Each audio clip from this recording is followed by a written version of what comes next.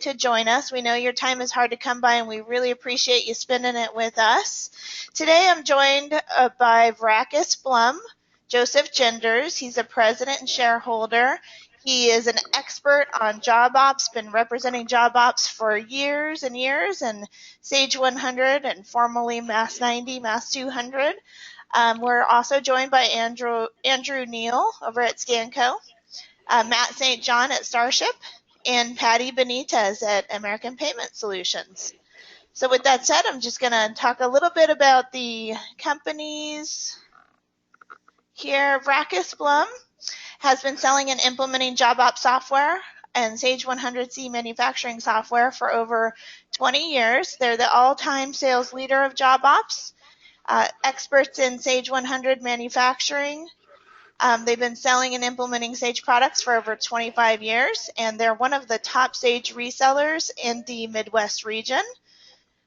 We're also joined by Scanco today, Sage OEM partner and leader in WMS applications for Sage 100 since 1989. And Scanco meets the needs of thousands of distribution and manufacturing companies with a seamlessly integrated real-time warehouse management application with those iOS, Android, and Windows devices out in the warehouse to help automate the pick, pack, and ship process. Also, tracking labor and materials on the manufacturing floor. So we're going to be talking a little bit about how they can do that with their Android and Windows devices, iOS mobile devices. We also joined by Starship. They're a Sage Gold development partner. They've been providing integrated shipping solutions since 1989, and they have 15 plus years of experience and knowledge in the full spectrum of Sage products. This is in addition to all their established relationships with companies like Scanco and EDI companies like True Commerce, SPS Commerce, B2B Gateway. They provide a mature solution that can grow with you. Also, we're joined by American Payment Solutions, and they're a full-service merchant solutions provider. They are market share leaders for merchant services in the restaurant, hospitality, and for software companies through the U.S. and Canada. American Payment Solutions serves thousands of small, medium, and large organizations, and they have market share leading integrations with leading ERPs such as Sage 100, Sage 500, Sage X3, Acumatica, a full spectrum of ERPs as well. And here's a little bit about the workflow. We're going to be talking about how an order is taken by a customer service person or maybe placed over the internet on an e-commerce portal website. That order comes into Sage 100, and that JobOps picks up all the details of the order and provides assembly automation on the manufacturing floor with drag and drop scheduling and all that functionality that a manufacturing company would need.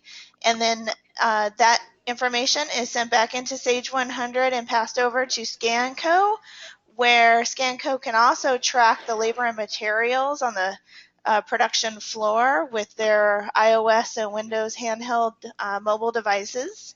And then also it automates the pick and pack in the warehouse for that package. And then all the information is sent over to Starship, where Starship will pick the best carrier based on all the rules of the shipment, where the customer is located, the dimensional weight of the package. All that detail is sent back into Sage 100 with the tracking numbers so that the e-commerce website portal can be updated and Sage 100 can be updated so the customer service people can offer tracking numbers to customers who might be wondering where their shipment is.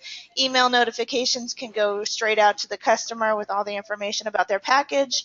And then if accounts receivable, if the credit card processing is the selected form of payment for that customer, then the lowest rate will be provided through level 3 credit card processing because of all the customer data that American Payment Solutions can extract from Sage 100.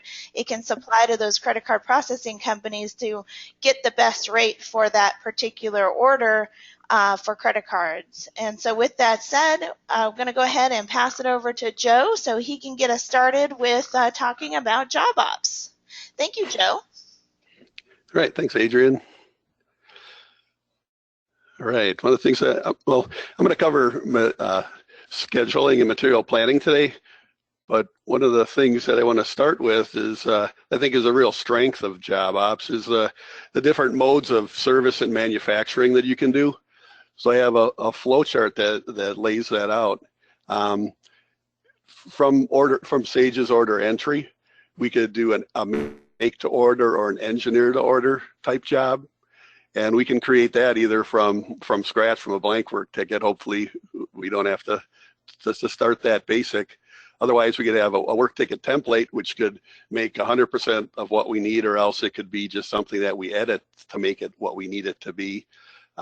If we're doing repeat business, it could be also copied from an open work ticket or a work ticket in history. Many times, maybe you made this item for the first time, don't know if you'll ever make it again. Well, if the customer orders it again, we can simply copy the work ticket from history, which is great. We also have the ability to import from an external source and create our work ticket from there.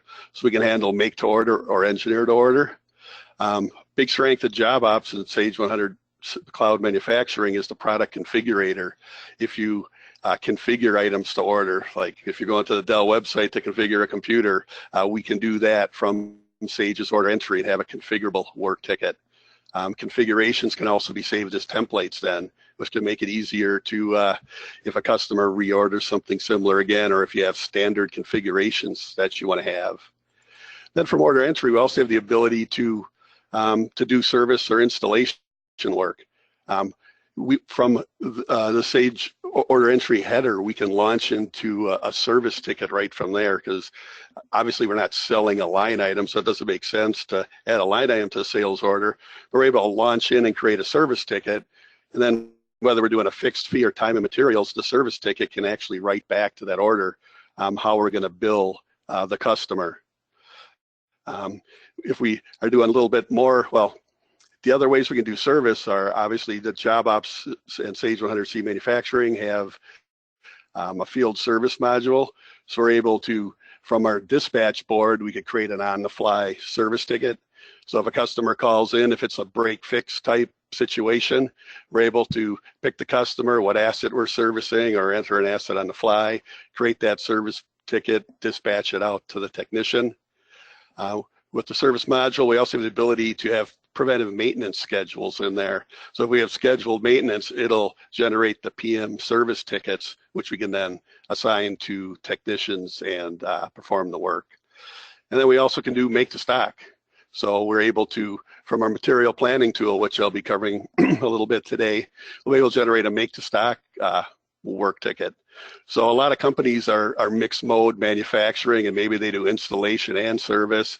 And that was one of the taglines of JobOps way back when, was make, install, and service. And I think that's one of the, probably the strategic strengths of the product, that we can take an item all the way through the life cycle, or do those different types of manufacturing, service, or distribution with a company. So I'm going to cover scheduling next. What I'm showing now is the current, excuse me, current JobOps scheduling module. Scanco has announced that they will be integrating JobPack scheduling software with 100C manufacturing. It's not available yet. The release date isn't out. I'm going to be showing the current scheduling. Obviously, with the new JobPack, it'll be able to do more. So I'm going to start. Where scheduling can start in the software is is in order entry. I have an order that someone had entered here. We have a promise date on it of 3/30, and at this point we don't really know whether we can make that promise date. However, what we're able to do is run a capable to promise calculation during order entry. So if we have a quote in the system or an order, we're able to do a quick and dirty schedule and see when we can get it done. So the promise date is currently 3/30, and it's telling me, no, we can't quite do it. Based on our labor and material constraints right now, we can't get it done then the earliest we can do it. get it done is by 4/9. So if I can choose to accept that if I like. And it also tells me how it came up with that date. So when I drill into this, it shows all the steps within this work ticket that need to be performed, and it ran a little schedule of it. And I can see my biggest problem here is this material item. We need this component to perform this operation. We don't have it on hand, so we have to order it, and it's a lead time. So now that I understand this, it's like, well, maybe we can expedite that component and we can get closer to what the customer's required date was. So, so the next step in the process after getting the orders in the system is there's going to be things that aren't scheduled yet. So we have the ability to run a utility to schedule work tickets. And I'll just go ahead and do that. So the person in charge of scheduling would do this. And this is the next step in the process that'll alert us to whether we have any problems. In this situation, I'm not looking really good. I got 3 work tickets that are going to be late. So this can be my first indication that I'm going to need to go in and make some changes in the schedule. So, all right. And the way things are initially put on the schedule, it looks at the promise date that you want it by, and then it'll backward schedule. So it kind of spreads out things naturally so you don't bunch everything up in the front. But if that can't be done, it'll go ahead and forward schedule instead. And then you may or may not make your promise date. So after, oops, that's not the one I wanted to click on. Let's see. So after we get things on the schedule, we can now interface with the various scheduling dashboards that we have. The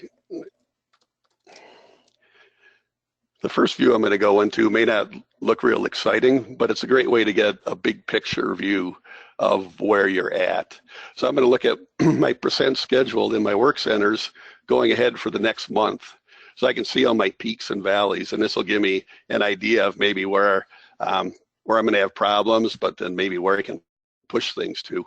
And from there, I can drill into a little smaller time frame. I can look at a week at a time and see my peaks and valleys.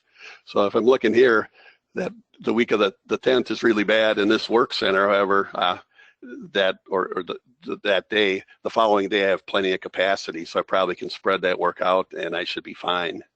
And from here, I do have the ability to drill deeper into details, seeing what work tickets are there. I can actually reschedule from this dashboard also. Then the sexy way to look at the schedule is the graphical view. So in this view, and then this can be pulled across multiple monitors. We can make it as big as we want. It's showing me the days of the week across the top. I have my work centers down the side. Any gray time, gray areas are unavailable time within the schedule. The white time is available. Then the different bars within there represent the work tickets that are in process. If it's shaded in green, we're fine, and we're going to make our promise date. If it's yellow, we're in danger of becoming late, and if it's red, it is late. And then depending on the different outline colors that the job has, it'll either have a problem with labor, with not having enough capacity to get it done, or the materials aren't going to be available on time, or we could have both. So if I hover over it, it tells me what my problem is, but then I can also drill in and see what my exception is. So here it's telling me my capacity is fine. I have 8 hours of capacity. We have 8 scheduled. Everything is great there. However, on that step in that work ticket, I need a component that we don't have in stock. And I can drill in to inventory from here, the inventory projection, and see what the actual status of that item is. So here's kind of where labor and material planning intersect and overlap. So I don't have any on hand, don't have any purchase orders out there. I'm going negative on this item. That's what's causing me the problem. I also have the ability to look at the entire work ticket. I clicked on all steps. So I not only don't have that item on that step that I need to make this, but on a different step, there's another component item that we don't have available. So I can then take appropriate action to take care of that. We have the ability to do what if scheduling, and this is an example how we can do drag and drop too. So if I want to try to move this job up with some earlier available time and maybe make it not be late, I can do that. Then help in that case. And if I don't like what I did during the what if session, I just hit oops, I guess I hit yes. Actually, if I hit no, it would have went back to where I was. So if I go into what if, I drag that somewhere, don't like it. If I go to exit what if, say no, kind of takes me back to where I was. So we also have an undo, so we can undo one step at a time if we don't like the way that we reschedule things. So we have the ability here to drill in and see the work ticket a little bit closer. If I go into single work ticket view, I can see all the steps on that work ticket and exactly where they're scheduled. Oops, I have the ability to click on a work center, and it'll just bring up that work center, and I can see all the jobs within that work center. I also can click on a day and drill into the daily view and see all the jobs within the day. What's cool about this is I can make multiple discrete selections and actually reschedule. So if I click on a job and hit begin selection, I can click multiple work tickets here, and then I'll click end. And now I can tell it how many days, hours, minutes to move forward or backward, or I can even assign it to a new activity code. So maybe a work center's down, I can push it into a new work center there. So that's another way we can reschedule. Up on the top view here, we can look forward more weeks into the future, and that can give me an idea of a available capacity that's totally definable by you, exactly what we might want to see there. So that's a quick overview of the labor end of things. Then from material planning standpoint, there's the component exception manager. Now this is also available branded as purchase agent for people who aren't using JobOps or 100C manufacturing. So it'll allow you to plan for purchase items and cut purchase orders. Obviously, when you have JobOps or 100 Cloud manufacturing, we're able to do buys and make items from here.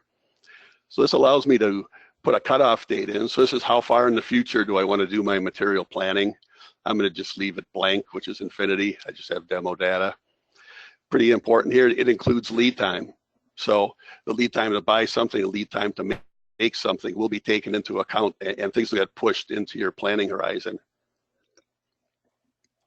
So what this does is it's going to look at every item that we have, what's the quantity on hand, then it's going to look at what's coming in. We have purchase orders with expected receipt dates. We got work tickets that have an expected completion date. Then it's going to look at our demand. And our demand can come from a line item on a sales order, a component on a work ticket, inventory reorder points and stocking levels that we want to maintain. And optionally, we can also have it integrate with Sage's MRP module. We don't do that a whole lot, but sometimes it helps if you want to put like a forecast in there and you don't really want to have it look at hard demand.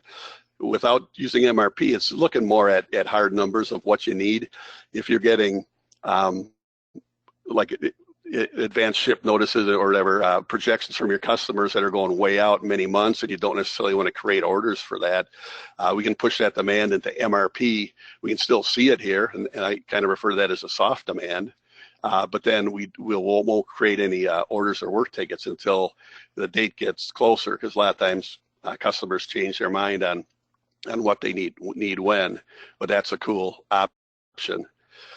So after I generate and it calculates what I need, I'm able to usually want to plan your manufactured items first, because a manufactured item may have a component that is a purchased item. So we usually would come in here and generate our work tickets first. I'll show more of the features with the purchased item. So here I'll just create, this is totally editable. We can change quantities and that. I'm going to just create this first level of work tickets to show you that we also can handle sub-assemblies. So after I create these work tickets, this demand for this item comes up because this was an assembly on one of those prior work tickets, and I'm able to then create the work ticket to make that item. So we also have the ability to move a make item to a buy and a buy to a make should someone have to do that. So now I can look at my purchased items. I'm going to sort purchase items by vendor, which usually makes sense because that's how you buy it. So here it's telling me for Borg, I have a couple items I need to buy. And if I drill into that, I can see here's where my demand's coming from. So I got like 7 work tickets that need this item. And then I can drill into inventory and see what that projection is, just like I could in scheduling when I didn't have the item I needed. Shows I have 18 on hand. I'm using a whole bunch. I haven't bought any, and then on this date I'm going to be underwater. So that's why it's alerting me to buy it now. And if I look at this other item and drill into inventory, you're going to see it's not projecting that I'm going to be out of stock, but it's telling me to buy 20. And that's because we're projected within my planning horizon to be down to a quantity of 2. Our reader point is 8 and our minimum order quantity is 20, so it's telling me to buy 20. So I can override the quantities here. I can put items or work tickets on hold. I can change the vendor, and when everything's fine, I can simply hit create purchase order and launch my purchase orders from here. And just like with the make items, once I satisfy my exceptions, it'll clear off my dashboard. Now, if I go into my last purchase order, we'll see that in Sage, it made a nice purchase order here for those items that I bought. In this scenario, see the first item actually came in as 2 separate lines, and this one's linked to a work ticket. We're able to mix and match buy to order and buy to stock together. So the default procurement for this item was buy to stock. However, we overrode it in this instance to buy it specifically for a work ticket. So when we receive the goods in, the quantity and the cost will go right into the work ticket and not into stock. With these 19 items, those are going to go into stock when we receive it. So it's a overview of material planning, which is a great tool. What I found really helpful is Business Insights Explorer in making customizable dashboards. So here's some examples, some of the more popular ones. This one I call Job Tracker. So this is bringing in steps on work tickets, and this is more focused on like scheduling and what the status is. So it's showing me what work center it's going through, what the status is, when the status was changed, quantity complete, budget and actual hours, when it's scheduled. With that same view, I can take a look at, I've called this one Profit Tracker. Instead of bringing in job management information, I'm bringing in all the budget and actual information and revenue and calculating my gross profit. So I'm able to do a job analysis this way. So within the software, there's a lot of good views and reports, but when you can customize it to be exactly what you want, sometimes that's more helpful. Here's a way you could make a task list even for a work center. This is the same view, but it's broken down by work center, and it can kind of be a to-do list for that work center of what work needs to be worked on in what order. Here's open purchase orders by work ticket, essentially. There's reports and dashboards to look at this, but a lot of people like to organize information the way they want. So here it's showing me my open purchase order lines with what step on the work ticket it's linked to. I'm grouping it by sales order. In my grouping here, I have what's my oldest date, so I can see what my oldest required date is, and then I can see the status of the purchase order. So all that can be really helpful. So hope I gave you some food for thought on material planning and labor planning and some of the things we can do. The strength of JobOps with all the different modes of manufacturing and service that's available. So we work both with resellers and with end users. So if anyone's interested, please reach out to me. I'd be glad to help you. All right, so Andrew, you're next. All righty, thank you, Joe. Yeah, right. So my name is Andrew Neal, and I'm going to go ahead and show you first what is our Joscan application and what is Joscan. Joscan works in conjunction with the JobOps 100C Sage Manufacturing. So what we go ahead and do is take the cumbersome efforts of actually tracking the parts that are being issued to the jobs, the labor that is actually being wanted to capture during the jobs, and then obviously doing the make to stock closings to be able to actually put that to finished good inventory. So right off the bat, what I want to go ahead and start off with is actually our parts usage. So no more are the days of, issuing a ticket out, and, some of these jobs might take, a month, it might take 2 weeks. And in doing so, you're backflushing your material. And so you're not really having a really good idea of real-time inventory that's actually available for your staff. So what we go ahead and do with this JOScan functionality is be able to issue this in real time so that you can have a dynamic inventory and you can have your actual levels of inventory at any given point in time. So what they would typically want to be able to do is go into our parts usage, at which point in time, what we're going to go ahead and do is collect who is actually issuing the parts to that job. So I'm going to go ahead and I scan in with my employee number here. And then we're going to go ahead and as the prompts you can see here, we're going to go ahead and scan our work ticket number and then the item that we're wanting to issue it to that job. Now, what you're going to go ahead and see here, you're going to go ahead and see some magnifying glasses that essentially work as drill down boxes. So if you're wanting to pull from different warehouses, you can go ahead and hit this warehouse locator right here, being able to see the quantities on hand for each available warehouse to pull that inventoried item from. It's also going to give you some information such as your quantity on hand for where you're pulling the inventory from right now, what is required for that ticket, and what has already been issued out for that ticket. So I'm going to go ahead and you can already see it has a required quantity of 2, and then we have an issued quantity of 2. So I really don't need to do anything, but for today's purposes, I'm going to go ahead, I'm going to issue another 2 out to this job and hit accept. Very simple. They walk away at that point in time. Now, one of the things that we like to go ahead and also review here is this JobOps review dashboard.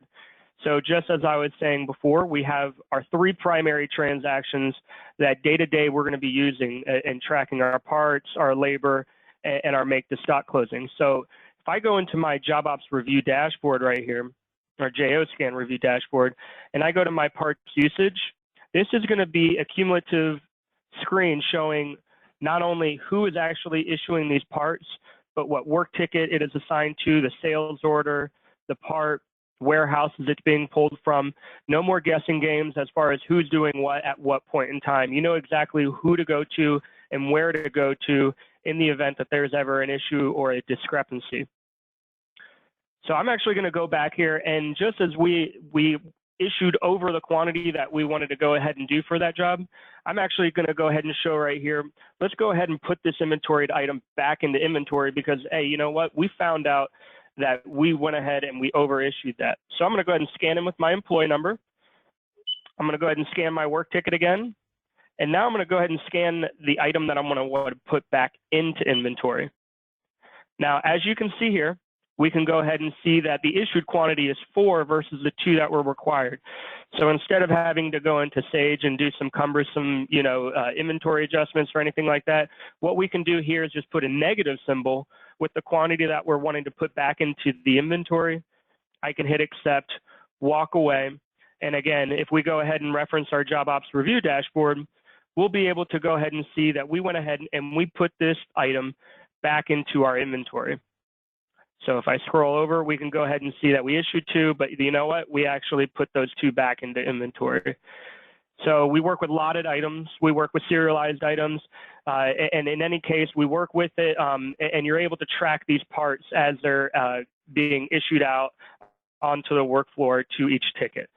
So now that we've gone ahead and we've tracked the parts that are actually being issued to each job, now we want to go ahead and track the labor and the man hours that are going into those jobs. So what we're going to go ahead and do is right here with our labor tracking, we're going to go ahead and dive into that.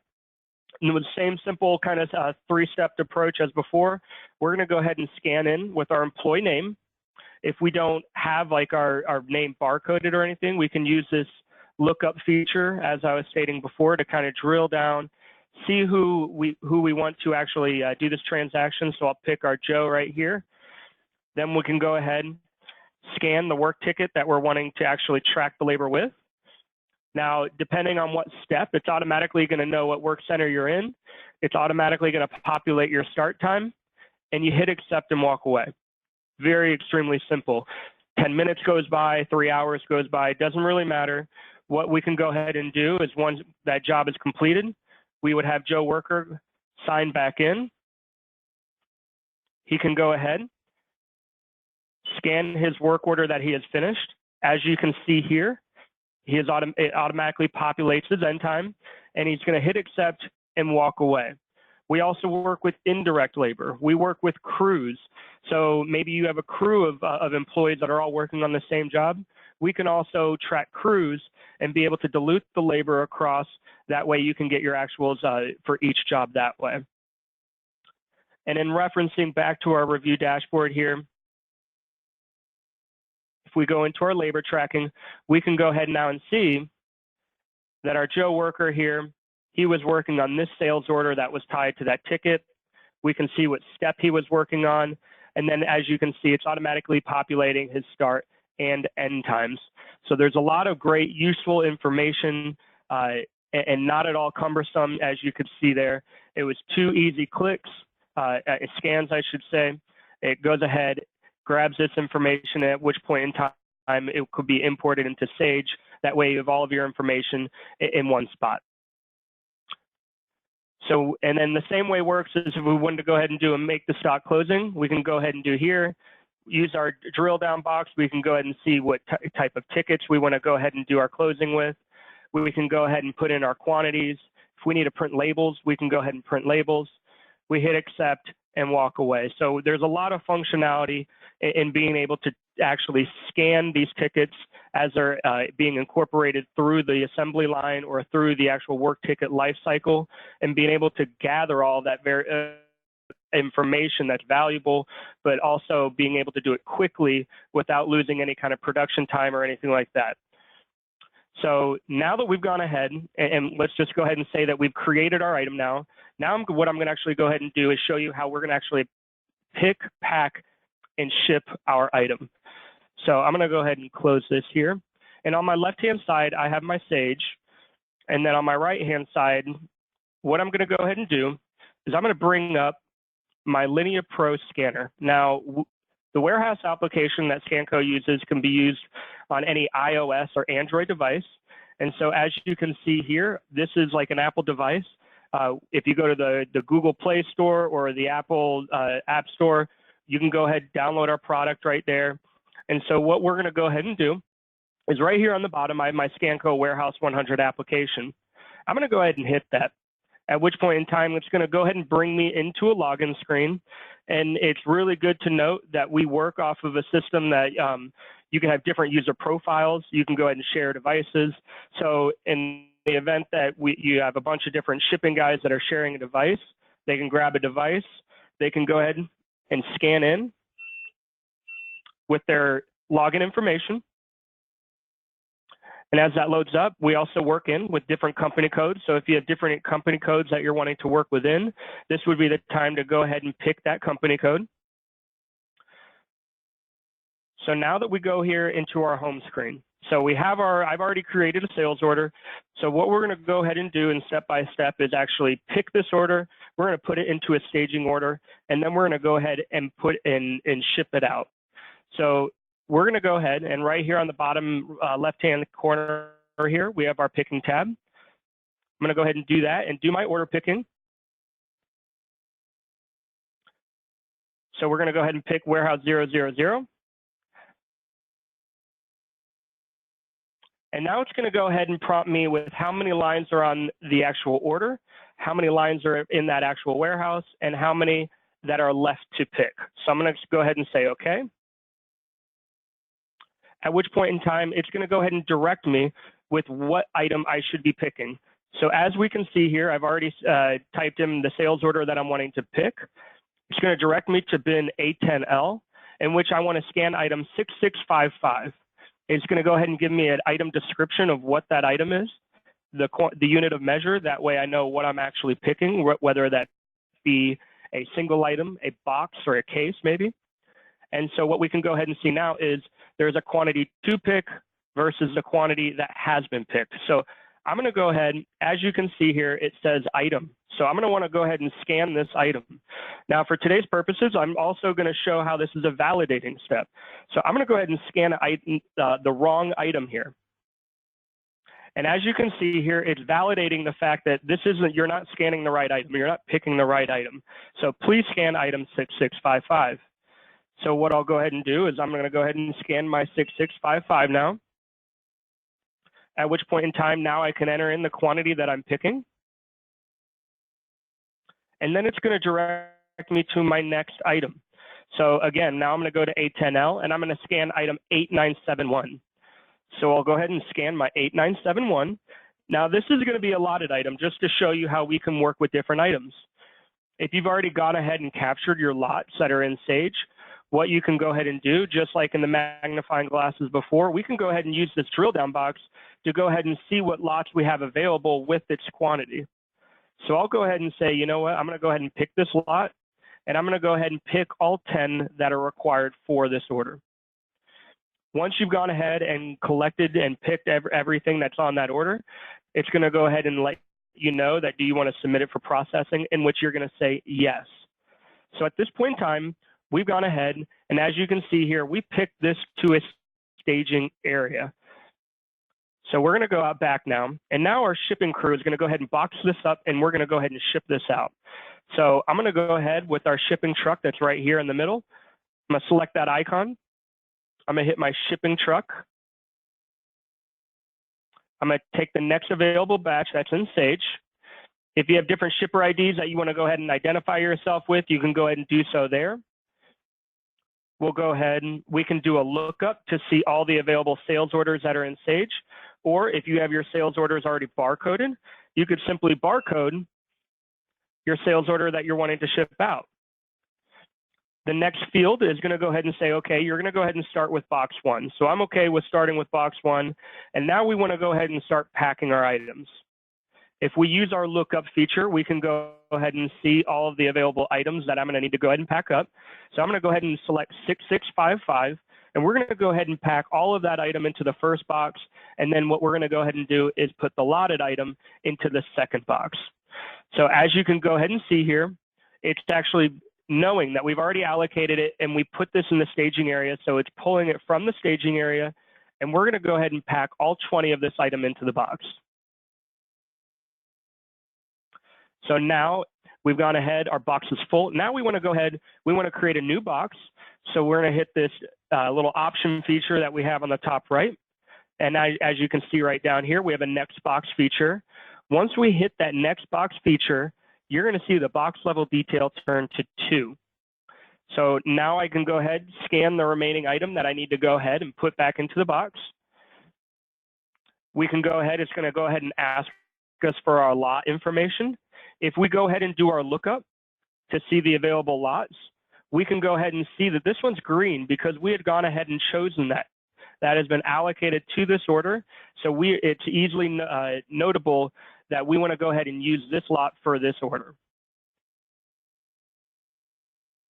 At which point in time, we're going to enter in the quantity that we're actually shipping out. And then once you're gone ahead and done, we can go ahead and do our review. There's no unresolved line items, at which point in time, we're going to go ahead, hit our option feature, and send this to Sage. Once that's done successfully, I'm going to go ahead and go into my Sage now. We're going to go into our shipping data entry. We're going to look at the latest batch that had gone ahead and came out of Sage. Let me go ahead and bring this down here.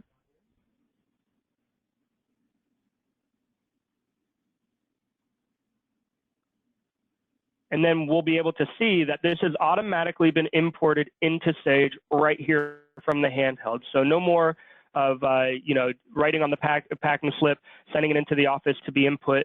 The second that you've gone ahead and put that into sending it into Sage, we can go ahead and see right from here the package level detail. So we can see 8971 is in box 2. We can see the first package, 6655 is in box 1. And then it's also capturing all of our distribution tables. So it goes ahead and says, you know what, you pulled the lot number 101, you pulled it from the staging area, any kind of referencing, we've gone ahead and collected that from the device, and it has been imported into Sage.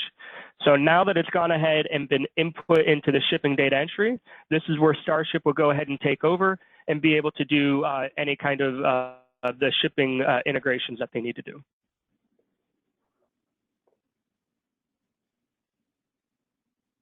So Matt, you ready? Yep, I'm all set. Thank you. Great, thank you. Okay, let me get my screen shared here. Yeah, make sure share the right screen. Okay. So on my screen, I have the Starship software. Today I'm going to be showing you our direct integration to Sage. Nice thing with the direct integration is your shipper can actually just work and stay right inside a Starship. As you saw, that Scanco is going to create that entry inside shipping data entry. So instead of going in there, jumping from there into Starship and then back to shipping data entry, they can actually work right from the Starship program and not have to worry about going into Sage. So upper left-hand side, I have my source document. So I am going to put in that sales order number that we are going to ship. If our pick tickets are barcoded, probably are if we're using Scanco solution, I can have just a regular wedge type scanner hooked up to my shipping station, and I can just scan that barcode. We also have a lookup, or if I need to, I can manually type in that sales order number. And as soon as I type in that number, what Starship is doing is just reaching into Sage and grabbing all that shipping information. Okay, so on my shipping tab here, as you can see, carrier service, billing type, and account number has been selected. So we just simply map fields from Sage. As you can see, those map fields can be a one-to-many relationship. So just based off that ship via on this order, it's automatically selecting my carrier service, billing, and account. So Starship can also, if you're doing collect or third-party shipments, we can easily help automate those shipments as well. Okay. Sender company is the company the order is coming from Sage. We do support multiple companies as well as multiple locations and or warehouses. And the recipient address, that of course is the ship to from that order. Down in the packaging view is my item to box detail. So I'm just going to expand my items. So however I define my shipment on the handheld device, so as Andrew defined that shipment, that's how Starship is going to pull in that information.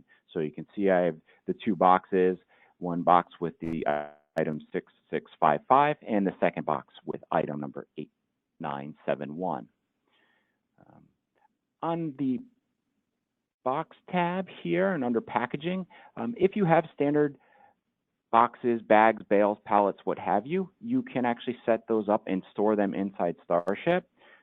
So nice thing with that, maybe this item I know goes in a medium box, Starship will automatically populate the dimensions for you. If you have a scale hooked up to your shipping workstation, we integrate with most scales, so we can automatically return weights. My system, I don't have a scale, so I'm just using the weights that are set up inside of Sage from item maintenance. Okay. Line item detail. What Starship will also do is start storing your inventory items. If you'd like, we can have that database. Nice thing with that is, this order happens to be international. So Starship also tied to that inventory item has its own database for the international required information, such as Schedule B or harmonized codes. As you can see, country of manufacturer, EEI classification, if I need a certificate of origin. All that's going to be stored right within inside of Starship. Another thing Starship's going to do is when I bring in an order, it will do address validation. So we actually make the call to the carrier's web services and make sure that address is valid. We'll alert your shipper so they can make the change. Just a way to help save you money. You're not going to get hit with those address correction fees. All right. So I'm going to bring that in. I got my custom boxes, my Schedule B, my international information. You can also store freight information if you're doing an LTL shipment. Now, if I want, my shipper can actually rate shop. So they can do that. They can either click this green dollar icon, or they can go to the rate shop tab here. We also put this standard feature, we'll add a rate shop button right inside a sales order entry. So if you want, your customer service reps can actually rate shop at time of order. What Starship does, we actually make the call. So we're going to use your account information and make the call directly to your carriers. So as you can see here, UPS, FedEx, I have set up, and we're going to return your live negotiated rates that you have with the carrier. So here I can see estimated delivery date. I can do total days, estimated delivery. I can see contract, or if I want to, I can actually just see my list or the list, published list rates. With this, we can also set up ship via rules. So if you want Starship to automatically select the carrier service based off your own criteria, you can most certainly do that. My shipper can actually make a change here, or again, Starship can automatically do that. On the charges tab, shipper doesn't necessarily have to go to this tab, but I just like to show it because Starship also allows you to set up freight rules. So freight rules can be percentages, they can be min maxes, it could be a flat rate. It could be based off of, say, line item detail. So maybe if I have an oversized item, say item 1, 2, 3, 4, I can do a rule that says, hey, anytime item 1, 2, 3, 4 is on an order, automatically add $20 because it's an oversized item. Here I actually have a freight rule set up. I'm using a user-defined field that I've set up in Sage. This actually lives in customer maintenance. It's called freight discount. It's just a checkbox. So because it's selected, this customer is receiving a 10% discount on this order. All right. So after a rate shop, when my shipper is ready to ship and process, they can simply click the ship and process button, or F5 is the shortcut key. Okay. So I'm going to ship and process. From there, I will get all my shipping documents. Normally these will just print right out, but for the sake of the demo, we'll preview them. Also, for the sake of the demo, I'm using, this is our smart label.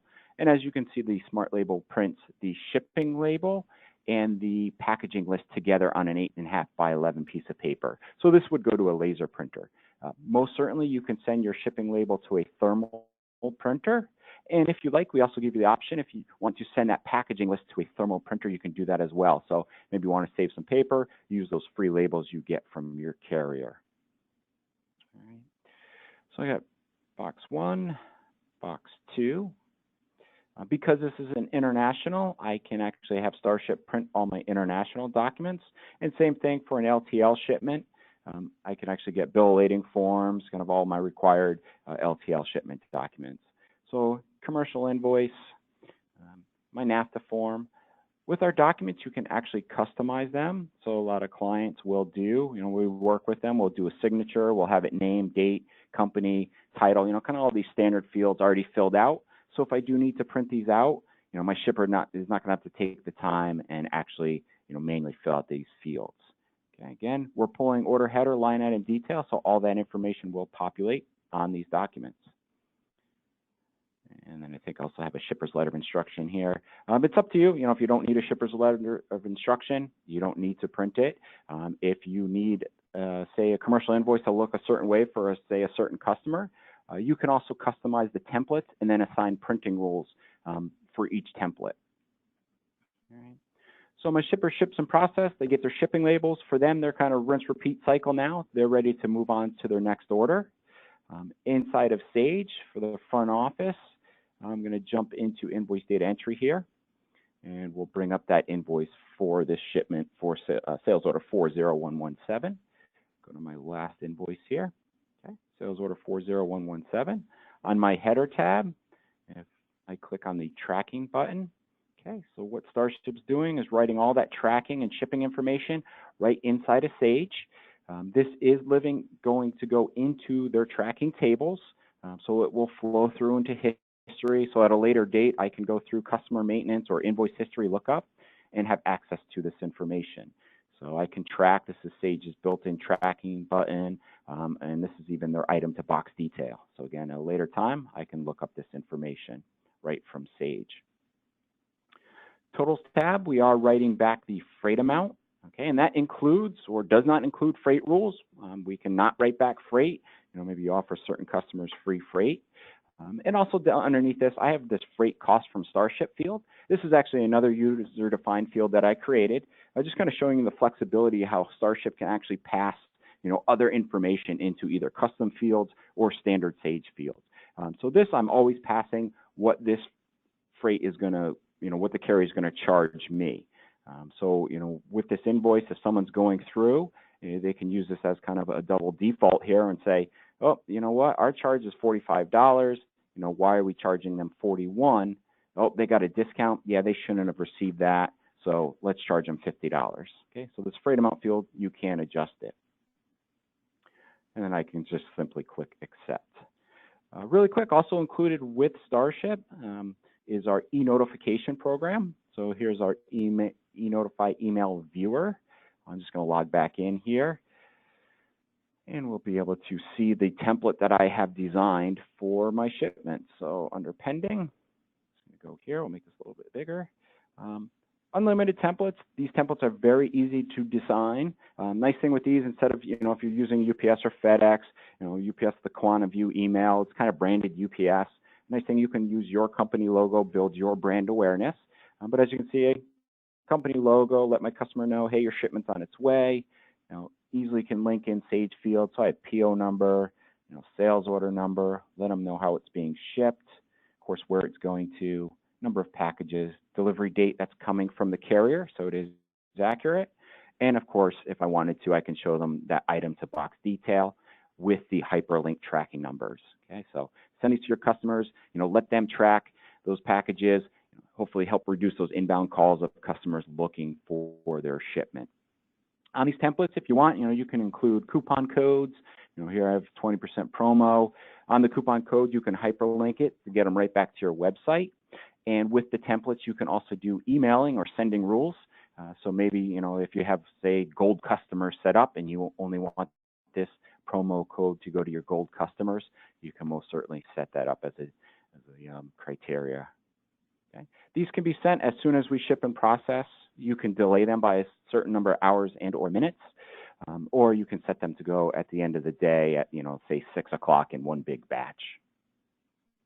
And also included with Starship is our dashboard program. A nice thing with dashboard, you know, it doesn't require any additional users or licenses. It can be installed on as many workstations as you'd like. So the front office can use this. Here I just have some performance indicators up here. As you can see, shipment by status, by carrier, by user. You know, with Starship, you can have your shippers have their own logins with their own security features, roles, top 5 customers. With each of these widgets, you know, I can drill down further. So maybe I wanted to track a certain package. I can most certainly drill right down into it and actually get this shipment record detail screen. As you can see, it can see shipping date, estimated delivery, kind of all the standard shipping information. We also include a couple canned reports, a late delivery report that will actually go out, compare guaranteed delivery date to the actual delivery date, let you know if any package that wasn't delivered on time, so you can contact your carrier, try to get a refund. And then we have a charge comparison report. This report's great. It's going to go out, show you all your shipments, show you the applied, so that's what you charge the customer for the shipment, and then compare it to your contract rate. And third column is going to be the plus or minus. Nice way to make sure, you know, you're not losing money on your shipments. Okay, that's really what I wanted to show you. I really appreciate everyone taking the time out of the day for the webinar. And with that, we'll pass it over to Patty so you can see how you're going to be able to capture those funds from your orders. Thank you, Matt, and everyone that's been on the presentation. It has been very, very informative. And definitely, the question is, where exactly does credit card processing blend into this phenomenal integration and all of the different products that have been presented today? We're automating not only the fulfillment and manufacturing process, the pick, pack, and ship, but ultimately, we would like you to get paid for all of your efforts.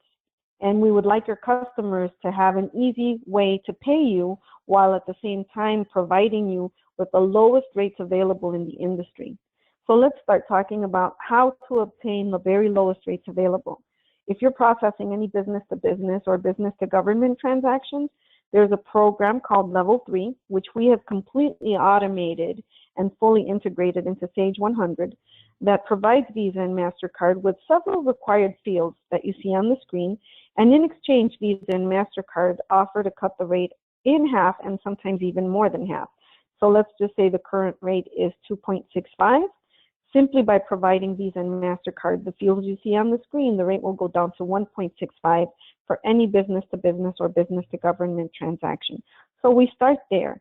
We also provide our services, installation, setup, maintenance, support at no charge with the Level 3, 12-hour funding, American Express a migration utility from Sage. So if ever you would like to get an idea of how much you can potentially save through level 3 processing, we can provide you with the free audit. And not only that, if you decide to make the switch, you won't have to manually enter all of your credit cards into Sage. We will migrate them for you. Just wanted to show you a quick example of how much of a savings our average merchant obtains once we audit their existing credit card processing rates and fees. Now, here's how I think we could help you the best. So we're eliminating the double data that you'd have to enter into Sage. Once you've invoiced the items and of course shipped them out, you're ready to get paid. What's the quickest way? We have a new enhancement that's included with our standard integration into Sage called Click to Pay. It's very, very convenient, easy as 1, 2, 3, and secure. It's available for all of our Sage 100 merchants currently. Very simple to use. Basically, through paperless office, you're able to send out an email with the attached invoice.